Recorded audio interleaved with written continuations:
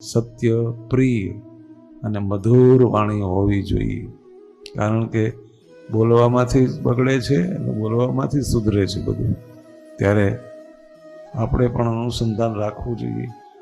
આપણો સ્વભાવ એવો હોવો જોઈએ કે લોકો તમારી આવવાની રાહ જુએ, જવાની નહીં, આવવાની રાહ જુએ, એવો આપણો સ્વભાવ હોવો જોઈએ.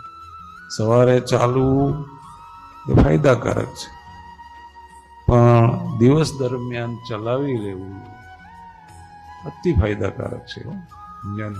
કોઈ ચલાવી લેતું નથી, મારે આમ જ જોઈએ, દુખાવા બધા એના જ છે જાજા. ત્યારે